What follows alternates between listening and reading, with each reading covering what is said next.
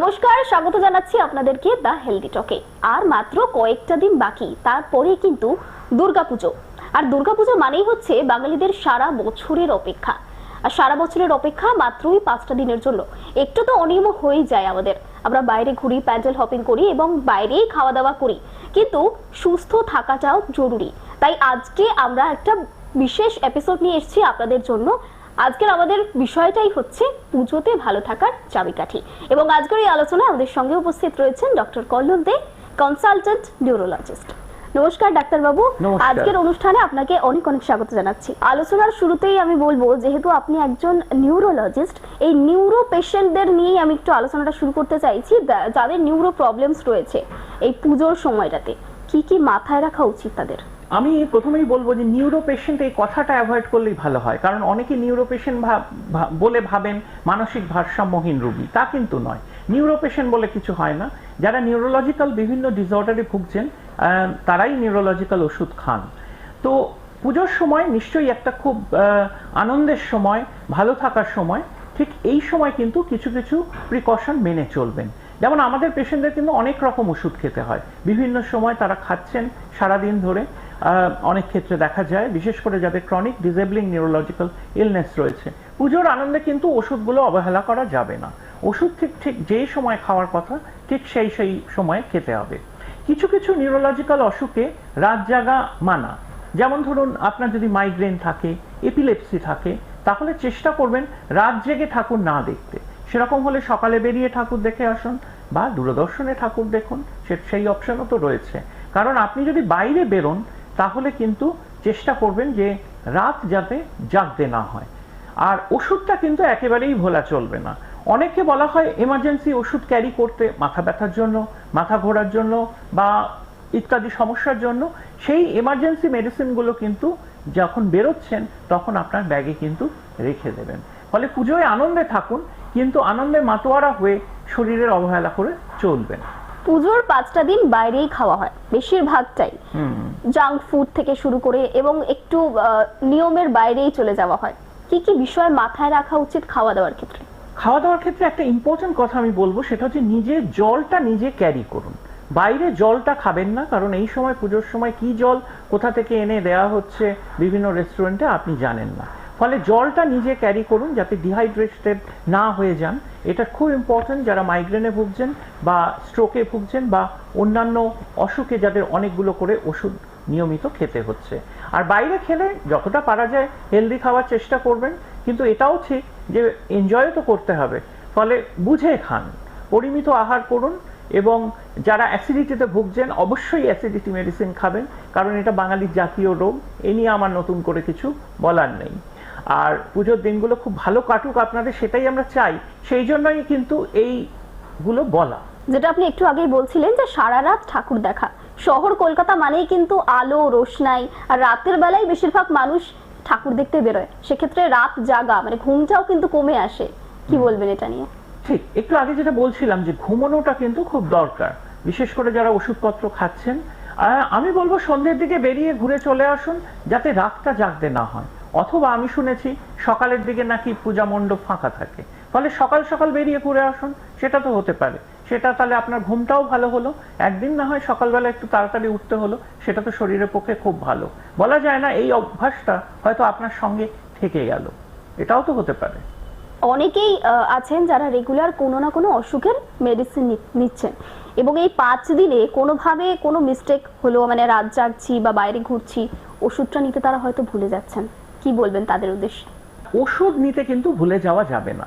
আজকাল আপনারা সবাই মোবাইলের দিকে তাকিয়ে আছেন, একটা পিল রিমাইন্ডার অ্যাপ আপনি আইফোনেও পাবেন, অ্যান্ড্রয়েড স্টোরেও পাবেন। ফলে একটা পিল রিমাইন্ডার ডাউনলোড করে রেখে দিন, ফলে সেই আপনাকে মনে করিয়ে দেবে কখন কোন ওষুধটা খেতে হবে। আর এপিলেপসি বা মৃগী রোগে যারা ভুগছেন তাদের কিন্তু ওষুধপত্র গন্ডগোল করা একদমই চলবে না। আপনি যদি ওষুধ খেতে ভুলে যান, যে ডোজটা ভুলে গেলেন যখনই মনে পড়লো সঙ্গে সঙ্গে ডোজটা খেয়ে নেবেন। এবং আমি যেটা বলি যে ওষুধের একটা ছোট্ট এমার্জেন্সি পাউচ তৈরি করে রাখুন যারা অনেকগুলো ওষুধ খান, এবং যখন ঠাকুর দেখতে বেরোচ্ছেন পাউচটা আপনার ব্যাগে রেখে দিন। কারণ আপনি যদি কোনো ওষুধ বাড়িতে ভুলে গিয়ে থাকেন তাহলে আপনি কোথাও বসে টুক করে খেয়ে নিতে পারবেন। আর সঙ্গে নিজের জল নিজে ক্যারি করুন, এই ব্যাপারে কোনো রকম দ্বিধা করবেন না। আর কোনো রকম যেন ভুল না হয়, কারণ বাইরে থেকে জল খাওয়াটা একেবারেই উচিত হবে না। ভিড়ের মধ্যে ঠাকুর দেখতে গিয়ে অনেকেই আমরা দেখি অসুস্থ হয়ে পড়েন, সেখানে অনেকে প্যানিক করেন যে কি হলো, বা ভিড় হয়ে যায় প্রচুর, এমনিতেই ভিড় থাকে প্রচুর বড় বড় প্যান্ডেলে, সেই সময় তৎক্ষণাৎ কি করণীয়? ভিড় অ্যাভয়েড করুন, কারণ অনেকেরই হয় যারা খুব স্টাফি কন্ডিশনে কিন্তু অজ্ঞান হয়ে যান, যেটাকে আমরা বলি ফেইন্টিং অ্যাটাক বা সিনকোপি। যারা এই ধরনের কন্ডিশনে ভুগছেন তারা কিন্তু ভিড়টাকে অ্যাভয়েড করবেন। বিশেষ করে সঙ্গে যদি গরম থাকে তাহলে তো অবশ্যই অ্যাভয়েড করতে হবে।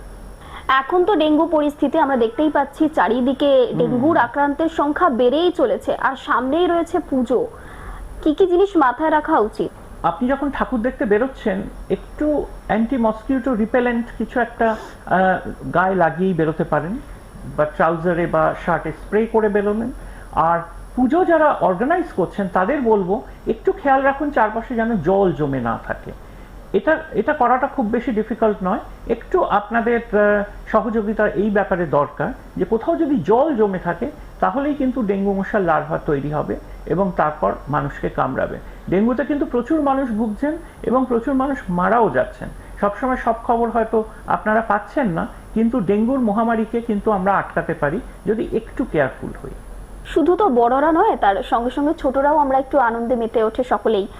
তো ছোট বাচ্চাদের জন্য কি বলবেন, যাদের ধরুন নার্ভের সমস্যাও রয়েছে, তাদের বাবা মায়েদের উদ্দেশ্যে কি বলবেন? পুজোর সময় যাতে সবাই আনন্দ করতে পারে সেই জিনিসটা দেখবেন। যেমন দেখা গেছে যে অনেকে ডিসেবল বাড়িতে আটকে রয়েছেন, তাদেরও কিন্তু পুজোতে একটু যদি বের করা যায়, একটু ঘুরিয়ে আনা যায়, তাহলে কিন্তু তাদের মনটা আনন্দে ভরে উঠবে। ঠিক এই ব্যাপারটা কিন্তু বয়স্ক মানুষ যারা বাড়ি থেকে সচরাচর বেরোতে পারেন না কোনো রকম হেল্প ছাড়া, তাদের ক্ষেত্রেও কিন্তু অ্যাপ্লিকেবল। তাদেরও নিয়ে একটু পুজো দেখিয়ে আনুন, কাছাকাছি মণ্ডপে একটু বসালেন, দুজনের সাথে কথা হলো, তাহলে তাদেরও কিন্তু ভালো লাগবে, ছেলেবেলার কথা মনে পড়বে এবং সেটা তাদের ওভারঅল ওয়েলবিং এর জন্য ভালো হবে। পুজোর সময়টা যেহেতু একটু আগেই বলছিলাম যে বাইরে খাওয়া হয়ে যায়, অনিয়ম তো হয়েই যায়, আমরা যতই চেষ্টা করি না কেন, তাহলে প্রি পুজো ডায়েট মানে পুজোর আগের 1 সপ্তাহ 2 সপ্তাহ আমাদের খাওয়া দাওয়াটা কিরকম হলে ভালো হয়? অত কি মেনে চলা যায়? পুজো তো আনন্দের সময়, ফলে পুজোর আগে খুব বেশি রেস্ট্রিকশন বোধহয় করার দরকার নেই। আপনাদের যদি রেস্ট্রিকশন করাটাই বলা থাকে, যেমন ধরুন ডায়াবেটিক ডায়েট ফলো করা বা পাতে কম নুন খাওয়া, যাদের উচ্চ রক্তচাপ রয়েছে তারা সেই ধরনের প্রিকশনগুলো মেনেই চলবেন এবং পুজোতে যাতে সুস্থ হয়ে কাটাতে পারেন সেই জন্য পুজোর আগের দিনগুলো খুব ইম্পর্টেন্ট। ফলে ওই রেস্ট্রিকশনগুলোই মেনে চলবেন যেগুলো পুজোর সময় করা উচিত, যেগুলো আমরা বললাম একটু আগে। পুজো মানেই হই হুল্লোড়, পুজো মানেই আনন্দ, কিন্তু বাইরে বেরিয়েও তো আমাদের নানান রকম হেলথ ইস্যু হতেই পারে। সেক্ষেত্রে বেরোনোর সময় আমাদের ব্যাগে কি কি এমার্জেন্সি মেডিসিন বা কি কি জিনিস নিয়ে বেরোনো উচিত? নিজের জলটা রাখুন, সানস্ক্রিন ক্রিম রাখুন, তার সাথে এসেনশিয়াল ওষুধ যেগুলো আপনি রেগুলার খান সেইগুলো সঙ্গে রাখুন, তার সাথে মাথা ব্যথার ওষুধ বা যারা মাথা ঘুরছে তাদের সেই ধরনের ওষুধগুলো সঙ্গে কিন্তু রাখুন, তাহলেই ভালো থাকবেন। পুজোর সময় তো প্রচুর বাইরে যে সমস্ত মণ্ডপগুলো রয়েছে, আর কলকাতা শহর মানেই প্রচুর মণ্ডপ পরপর, সেখানে মাইক খুব জোরে জোরে চলে এবং অসুস্থ মানুষ যারা রয়েছেন, বাড়িতে বয়োজ্যেষ্ঠ রয়েছেন, তাদের তো অসুবিধা হতেই পারে। কি বলবেন তাদের জন্য? যেটা আমরা দেখেছি যে বিভিন্ন আবাসনের পুজো, পাড়ার পুজো প্রথমে ছিল, এখন আবাসনের পুজো, তো এই পুজোগুলোতে কিন্তু কোনো রকম নিয়ম না মেনে লাগাম ছাড়া সারাদিন ধরে মাইক চলছে বা অনেক রাতে কিন্তু খুব তারস্বরে মাইক বাজানো হচ্ছে। মনে রাখবেন আপনার আনন্দ যেন অন্যের নিরানন্দের কারণ না হয়। মনে রাখবেন এইসব আবাসনে অনেক এসেনশিয়াল কর্মী থাকেন, স্বাস্থ্যকর্মী হোক বা পুলিশে যারা কাজ করছেন তারা হোক, তারা হয়তো সারা দিন ডিউটি করে এসে একটু রেস্ট নিচ্ছেন, তাদের কথা কিন্তু মনে রাখুন। যারা এইসব পুজো অর্গানাইজ করছেন তাদের অবশ্যই মনে রাখা উচিত তাদের কথা, এবং শব্দ দূষণ যেন না হয় এই ব্যাপারটা খেয়াল রাখুন এবং স্থানীয় নিয়ম বিধি মেনেই কিন্তু মাইক চালান।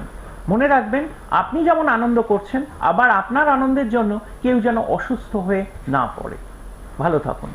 অসংখ্য ধন্যবাদ জানাচ্ছি আপনাকে, আজকে আমাদেরকে অনেকটাই সময় দিলেন, এবং অসংখ্য ধন্যবাদ জানাচ্ছি আমাদের দর্শক বন্ধুদেরকে যারা এতক্ষণ আমাদেরকে দেখছিলেন। এরকমই আরো নানান আলোচনা নিয়ে, নানান পর্ব নিয়ে আপনাদের সামনে আবারও হাজির হব। আজকের মতন এখানেই শেষ করছি। নমস্কার।